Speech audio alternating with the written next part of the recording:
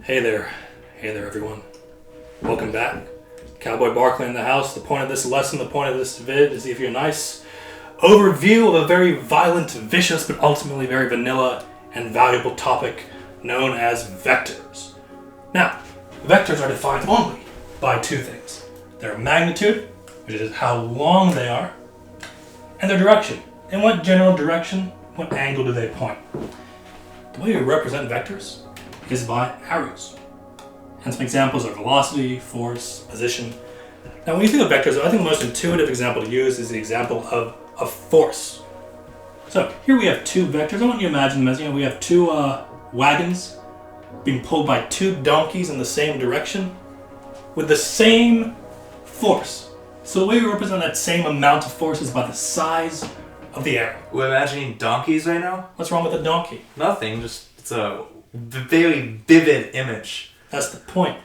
And moreover, donkey. Don't diss donkeys. I don't. I like Shrek. Oh, what large teeth you have. Oh, minty freshness. Okay. So, same force, same direction. These are the same vector. Even though they might not start and end in the same place, we don't consider that in the definition. They have the same magnitude, same direction. What about here? Here we have a big donkey pulling the wagon, and then we got an itty bitty one. Same direction, but different amounts of force. So same vector or different? Different. And now finally, this last pair of vectors, we got a donkey pulling in the same direction, but the other one gets scared, let's say, and pulls in the opposite direction. So same magnitude, but what's different this time? The direction. The direction. So overall, the vectors are different. So there are two ways to be different. You can have different magnitudes, or you can have different directions. So far, so good? Yes. So, now how do we symbolize a vector? Well, you symbolize it with a bolded letter. Say the letter V is the most common one. You can bold it. But when you're writing on paper or on a board, bolding quickly becomes tedious. So the most common way when you're writing on paper is to just pick any old plain letter and stick an arrow over it like so. Likewise, the symbol for the magnitude is, let's say I have a vector V, is V arrowhead, and you put these pair of two bars on either side. So that symbolizes the magnitude. Is magnitude the same thing as force? No, magnitude is just how long it is. Okay. How long is the arrow? So for example, these two have the same magnitude. They have the same size. They have the same length. Likewise here, these two have the same magnitude, but they're not the same vector because they have different directions. Okay. By the way, if this vector is called V, say V arrowhead, then this one, because it's in the opposite direction, the way we notate that is with a negative sign. So if V is going in that direction, northeast, this is going in the opposite direction. So we put a negative sign in front of it. Assuming that they're parallel, right? Of course, assuming that they're parallel. Now, one consequence of this definition of a vector is that a single vector in the coordinate plane, you can draw it infinitely many ways in the coordinate plane. Oh, why? Let's suppose we got three little donkeys here. One's right there, one's right there, one's right there. They're pulling three wagons with the same amount of force, same size of the arrow. And now, they're both pointing in the same direction, right? Yeah. That's our theta, that's our theta. We have another theta right there.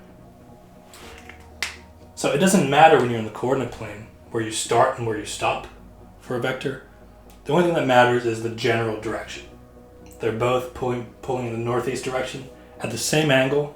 So these are all the same vector. So far so good? Yeah. So their position doesn't matter? No, where they start and where they stop does not matter for them being the same or different. Okay. In the coordinate plane. Gotcha. And then here we have a problem dealing with vectors in the coordinate plane. Let us take a gander at what it says. We have a vector u having an initial point of -5, -7, and a terminal point of -1, 3. Let vector v be another vector, and let it have an initial point here, starting point here, and an ending point right there. I want to know two things. I want to know the magnitude of each of those vectors individually, and then I want to know whether those two vectors are in fact the same. Do they have the same magnitude and do they have the same direction? What's the first thing I have to do today?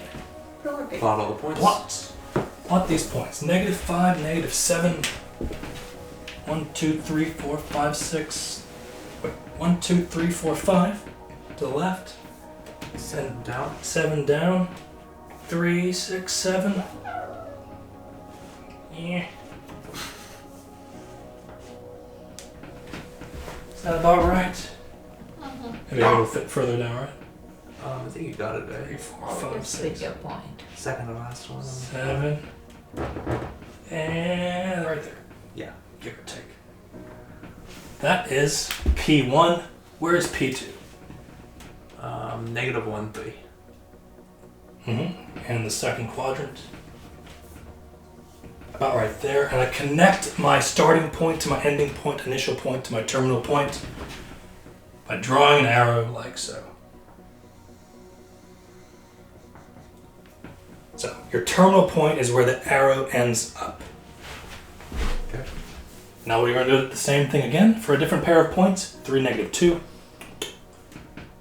Give or take right there. That's 2, -2. What am I doing?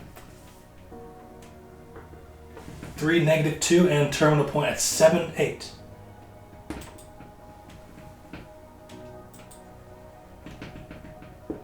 So like so. Yeah. So again, these are vectors. Maybe right here we got Shamu pulling a ship with a force of that much.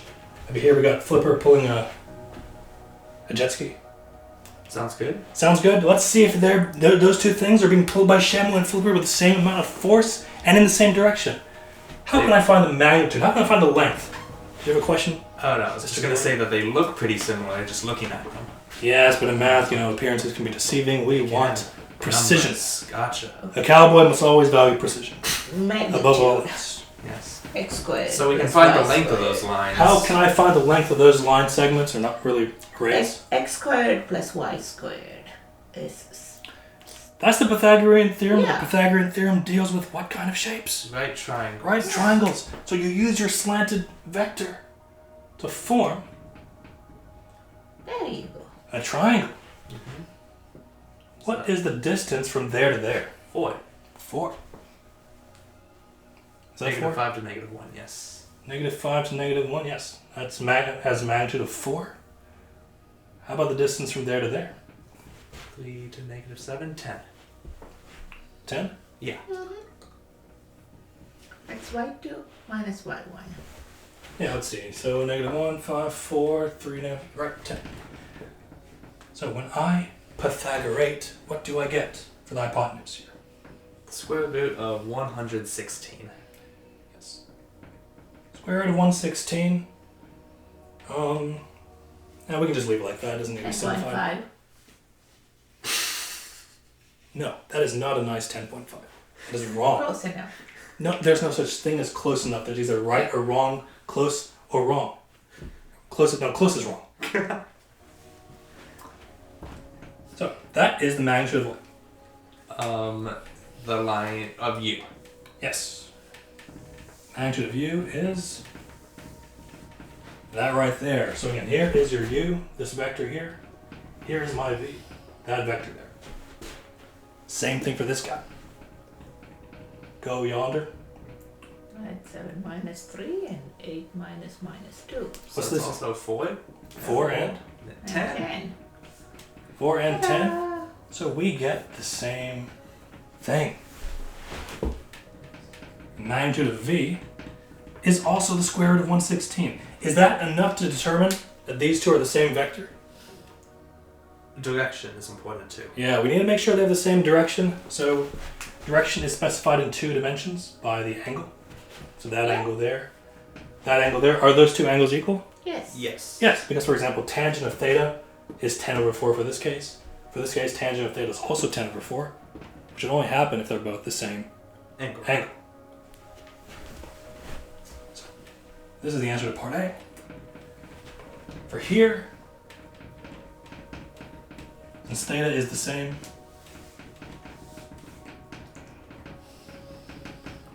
we say yes. So if one of those triangles were flipped either horizontally or vertically, they would not be the same? No, For example, if this horizontal side had a length of 10, but the vertical side was 4, you'd have the same magnitude, but different directions. Gotcha. So remember, for a vector to be the same, it needs to have two things in common. They must have the same magnitude, and they must have the same direction. Now, a very important class of vectors are called unit vectors. Some more definitions here. A unit vector is any vector whose magnitude is, can anyone guess? 1. Yes, that word unit is a tip-off. Any vector in the coordinate plane or anywhere whose length is 1 is called a unit vector. Now we got some very special unit vectors. If the unit vectors point along the positive x-axis or along the positive y-axis. I hat is the unit vector pointing along the positive x-axis.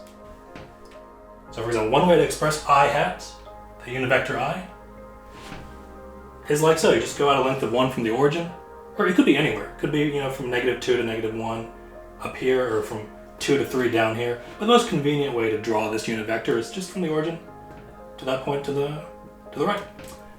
And J is supposed to be the y-axis? Yes. Okay. You should probably change that on the board. Oh, I am so sorry. There we go. Yeah, J points along the positive y-axis. So there's my I vector. My J vector points along the positive y. Emphasize that J like so. And with these you can form many other vectors, bigger ones. For example, 3i would be the vector from here to here. From here to here will be 2i, but then I gotta do what? Minus. Yes. -2i means I go 2 to the left. -2j means I go 2 straight down, and so on and so forth. Does that make sense? Mm-hmm. Okay. So what's the point of that? What's the point? Yeah. Is that all two-dimensional vectors, any vector you can draw on the coordinate plane, you can express that as combinations, linear combinations of I and j. Mm-hmm. So for example, this vector here visually is whatever you get when you go 3 horizontally. Mm-hmm. So if I go 3 horizontally and then 4 straight down, that is what V is in visual terms. Okay, so in comparison to the last problem, I is like the base of the triangle and J is like the height of the triangle? Yeah, I is the I term is the horizontal part of your vector. Okay. The J term is the vertical part. Gotcha. So any slanted vector, any oblique vector, you can break it up into its horizontal part and its vertical part. Nice. So sometimes you'll have a problem in reverse. I'll give you this picture and say, hey, express this vector in terms of I and J. And all you gotta do is notice, hey, how much do I go horizontally? 3 to the right. 3 to the right. And if it's to the right, you can leave it positive. Hey, and then how much do I go vertically? 4 down. Yeah. And since it's down, you throw A negative. a negative sign in front of the 4. Cool. This is your vector V. Hey, you all, here's another problem to help you wrangle up some more familiarity with the I and J hats. We have a vector V. The initial point is 5, -2. The terminal point is -8, -6. I want you to break that vector down into I and J notation. Okay. What's the first thing I have to do here? You can plot the points. Plot, plot, plot, plot. So where's 5, -2? Approximately. Down in the 4th quadrant. 4th quadrant-ish? Yeah. 5, -2. Where is that second point, the terminal point? Lower in the 3rd quadrant. -8, -6, and because it's the terminal point, that is where you put the arrowhead of your vector, yes? Yep. -8, -6. Like so. Yes. Now, this is a slanted vector, an oblique vector. How can I break this up into I and J notation? Gotta find out how much you need to go to the left from 5, -2, and then how much you need to go down. Exactly. I'm going to break it up into its horizontal part and its vertical part. Remember, any vector, any slanted vector, you can break up into its horizontal and its vertical parts.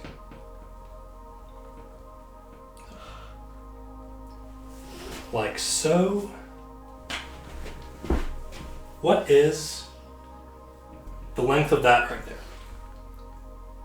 -4. 4 is the magnitude. 4 is the magnitude, but I'm going 4 down. Right. So this is a vector. To be more precise, and you guys will do a fair bit of this when you get to physics. 4 down is indicated with another vector. Minus. It's vertical part. It's a vertical vector. So that is -4. And what do I stick here? J. Yes. I'm traveling a vertical distance of 4 down. What's the deal with the hats on the J? That hat is a symbol for a unit vector. Okay. So unit vectors have that special hat. Okay. Kind of special hat like this. Likewise, the horizontal part, the horizontal vector, horizontal component vector of my overall vector is how many units? 13 units. 13 units. And what's the direction of those 13? -13. Left, so it would be minus. -13. And to express that as a vector, I do I hat. In other words, I've described another way of giving these directions. So look, this overall direction from here to here, you can express that as, look, you went 4 down and 13 to the right Left. simultaneously. Oh, left, sorry. 4 down, 13 to the left simultaneously, and that gives your overall direction of travel, your overall vector v, as so. The I usually goes first, but really doesn't matter. -13i minus 4j. So again, be careful with these negative signs. If you're going down, then that's going to be a -j. And if you're going left, that's going to be a negative I. So when you deal with vectors, we have to be very, very sensitive to our signs. Because we have to be sensitive to direction, because that is how vectors are defined. Cool. Sense of direction. Sense of direction. So do I and J have magnitudes? Would there be a notation for that, or a way to write that? Or... Oh, you do it the same way. Okay. For example, the magnitude of I hat, by definition, It's 1. is 1. It's a unit vector. Okay. Likewise, the magnitude of j It's 1. is also 1. So if you want to find the magnitude, for example, of -4j, It's 4. that's just 4. Okay, gotcha. Now then, y'all, we are taking a little adventure. We are venturing far away from our comfortable ranch to the Isle of Berk, filled with dragons, where there's a treasure chest located at the origin. And it's being pulled with 2 individual ropes. Ropes! Yeah, everything gets flipped upside down in Berk. Individual ropes tied to 2 individual dragons, exerting 2 individual forces, F1 and F2. I want to find the sum of those forces, which is called the net force, and then I want to find the magnitude of that sum. Now here is mine. What was that? I said fun. Fun, yes. We got treasure.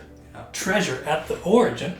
We got one dragon pulling a little bit this way, with a force of that much. We got another one pulling this much. Let's plot these.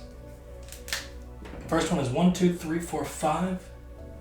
5 to the right and To 6 the right, and 6 up, positive 6, 6 up, 1, 2, 3, 4, 5, 6. So let's see here. Like right there? Yeah. Is that right? Yeah. Close enough? Yeah. There is one of my dragons pulling northeast, and then I got another one pulling with a force of -8, just 8 to the left. 1, 2, 3, 4, 5, 6, 7, 8. And I'm going to go up 4. 1, 2, 3, 4. So do all forces start from the origin? No. In this problem, yes. Okay. Because they're pulling the ropes to try to the origin. But remember, vectors, it doesn't really matter for their identity, where they start and where they stop. Okay. Remember, 2 vectors can start and stop in different places, but be the same vector. Gotcha. They just have to have the same magnitude, and they have to have the same direction. Okay. But for this problem, they're both starting from the origin. Cool. Now then, if I got 2 forces, one pulling to the left, like this, one pulling to the right, like this, in what direction do you think is that treasure chest going to fly? Somewhere in the middle. Somewhere in the middle, so kind of Yeah. slightly northwest. Yeah. Going to make it better. Slightly northwest, slightly northwest. Now then, let's break it up into its horizontal and vertical parts. Each force into its horizontal and vertical parts. This first one here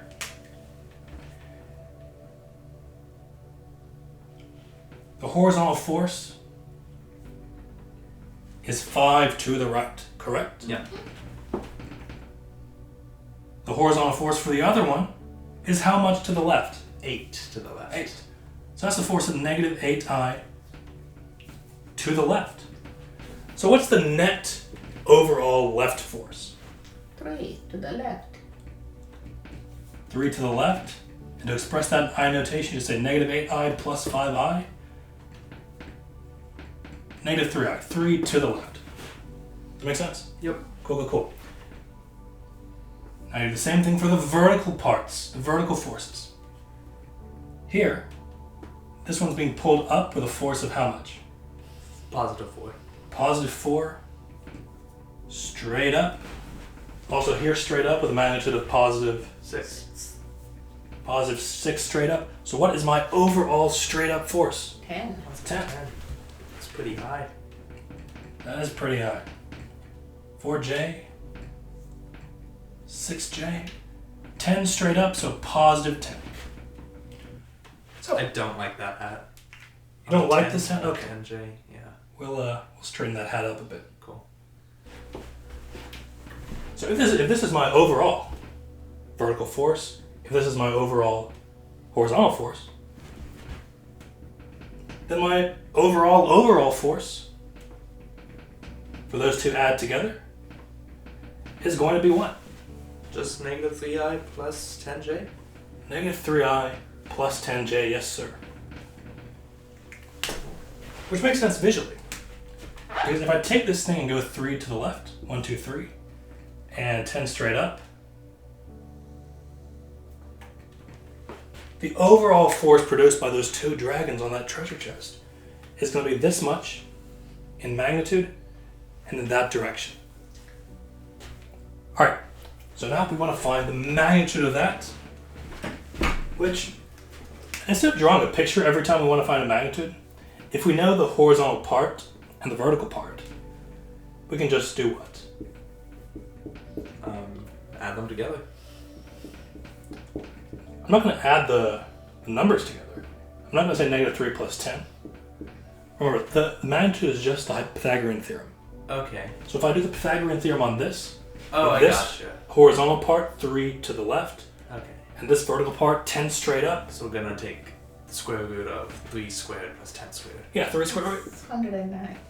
More specific, it's going to be negative 3 squared plus positive 10 squared. But again, whether it's up or down doesn't matter for the Pythagorean Theorem. Okay. Up or down doesn't matter, left or right doesn't matter. Because when you square things, you always get the positive value. Yeah. Square root of 109. That is how you find the magnitude. Now, if you don't want to draw out a coordinate plane for this kind of problem, the shortcut is just to add like with like. What are my I terms? Well, 5i and negative 8i. Add them together. 5 plus negative 8 is my overall horizontal component. It's my overall I term. What's my overall j term? 6 plus 4, j. 6 plus 4 j hat. And that is going to be equal To what we got before. to what we got before, but this is how you would do it without a picture. Just straight up add the like terms. Without seeing the dragons. Yeah, you'd have to, omit the dragons, unfortunately. So negative 3i plus 10j. So two ways to get the answer, with a picture and then break it down into its intuitive parts, or with a shortcut. Just add up the like terms. Okay. Make sense? Yes. Cool.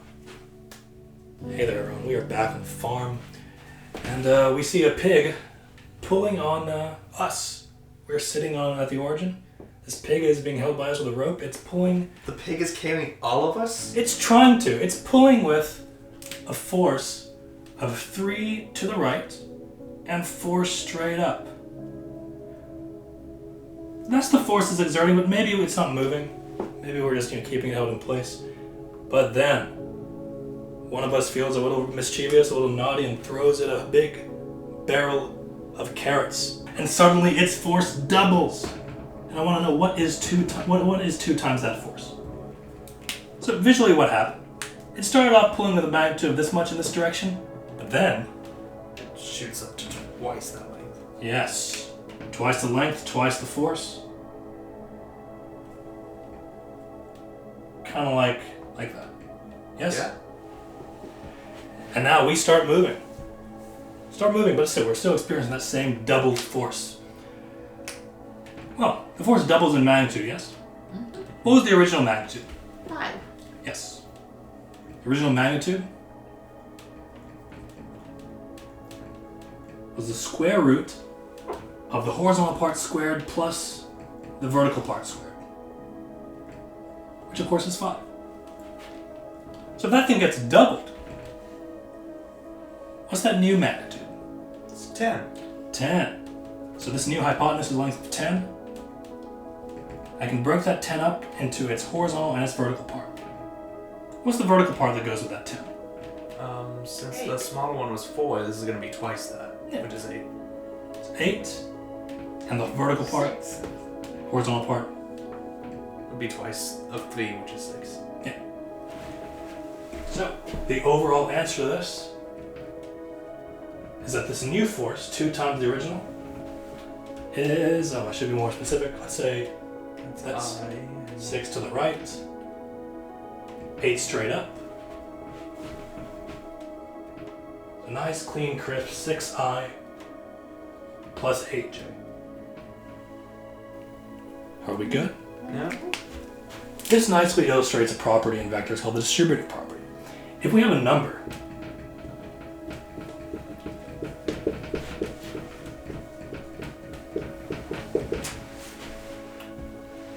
let's say A is a number,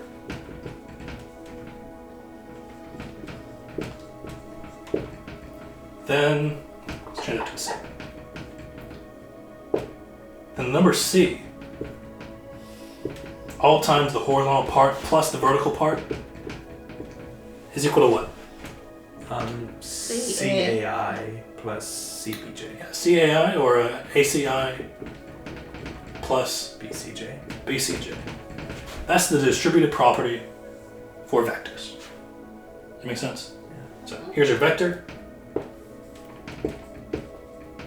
Here's your number. You can distribute that C to every individual part. All right, any questions about that? Okay, let's move on to a different sort of problem. Here we got a vector V with the 2 following properties. The length, its magnitude is 12, and the direction it's shooting off in is 150 degrees. And I want to write V in terms of I and j, in terms of my unit vectors I and j. So if I were to situate this vector with its initial position somewhere, where would be a good place to put the initial position? It'd be in the second quadrant, right? The terminal position, yes, would be in the second quadrant. We should put the initial position at the origin. At the origin.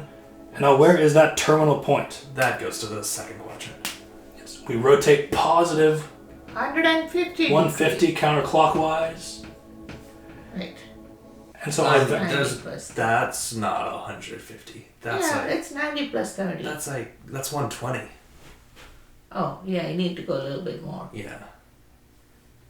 It's gotta be smaller than that. Gotta be bigger than that. if I say this is 150, Okay. it's 150. Okay. You know why? Why? Because I am Cowboy Barkley, muchacho. Okay. What I say goes. Math is, like reality, whatever I want it to be. Not fit to scale. Gotcha.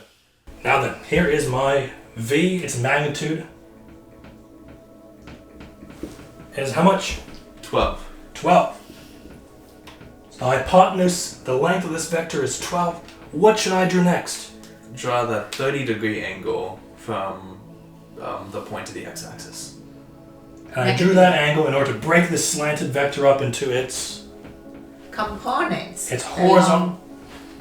Yes, precisely its horizontal and vertical components. There's the horizontal component. There's the vertical component.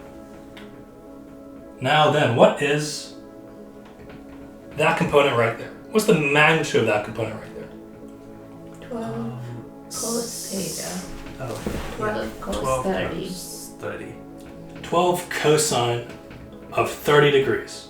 Yes? Yes. That's the magnitude of that horizontal component. But now to account for direction, what do I have to do? This is this much Negative. Negative. to the left. To the left. So it needs a negative. And what do I need up here at this other end? An I. An I hat. An I unit vector. What is negative 12 times the cosine of 30? That would be negative 6 times the square root of 3. Yes. Square root of 3 over 2. Cancel, cancel. Negative 6 root 3. So this whole vector, negative 6 root 3, I hat. The horizontal part anyway. What's the vertical part? That would just be 12 times. sine. I mean, that's 12 sine of 30. 12 sine of 30 is the magnitude of that vertical part. Now to account for direction, what do I do? It's positive, so. Yeah, just leave it alone, or you can put a plus sign for emphasis. J. And yes, J prime. put a J. What is positive 12 times the sine of 30? Just 12 times 1/2, which is Yes. 6. Nice 6, positive 6, J. So our final answer here is V equals the horizontal part plus the vertical part.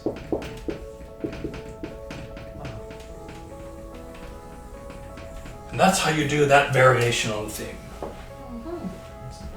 Problem looks intimidating, but it's not that bad. No, as with all things, appearances can be deceiving. Sometimes appearances deceive for the worse.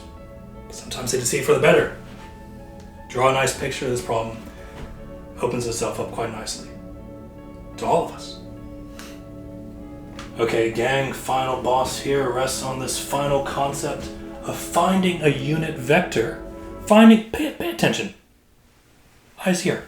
Finding a unit vector pointing in the same direction as some given vector, some known vector v. Here is the formula for that. And for now, you know what? We're just going to take this on faith. On the left side is the unit vector I'm trying to find. On the right side is my given vector divided by the magnitude of that given vector. And as it turns out, that's always going to be a unit vector. So symbolized like so. That hat symbolizes unit vectors. And the reason why it's going to be pointing in the same direction is because this number at the bottom, it's the magnitude, it's the hypotenuse, it's always positive. And whether we multiply a vector by a positive number or divide by a positive number, is that going to change the direction? No. Think of the last problem with the pig, which then ate some carrots. It was pointing twice as fast. We were comparing f with 2f. 2 was a positive number, right? It doubled the size of that vector, but it did not change the direction. So multiplying a vector by a positive, dividing it by a positive does not change the direction. Let us see how this plays out with an example.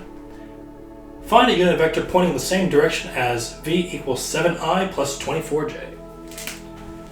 Well, computationally, all I would do is say v divided by the magnitude of v. And what is the magnitude of v? Square root of. Square root of 7 squared plus 24 squared. Yes.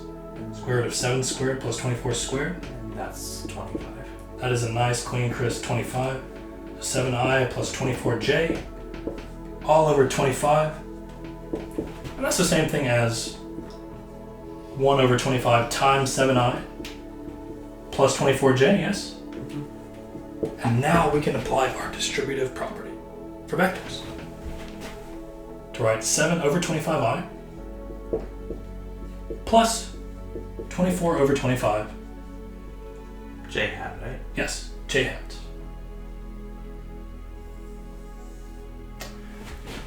Now, when you get good at this, you can if you want, you can just jump straight from this step. This step to breaking it apart into two fractions. But I want you guys to see how it's really just an extension of our distributive property. Now, what does this mean in terms of a picture? Well, if this is 7i plus 24j.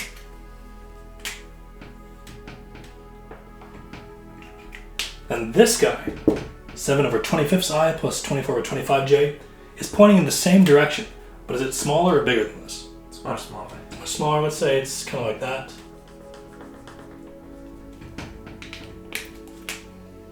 Pointing in the same direction, but this thing has a length. 1. Yes, has a magnitude, has a length of 1. So that's why it's called a unit vector. Right? Precisely. All unit vectors have a length of 1. Okay. Any questions? It's the dreaded word prove. I don't know, y'all. I don't know if Cowboy Barclay's enough to handle this. Hunter Barclay went off into retirement and Cowboy Hulk went off into space. What other options are left for me? Well, Cowboy, you dove into your anger to summon Hulk last time. How about this time you dive into gratitude and appreciation? Yes. That's exactly it.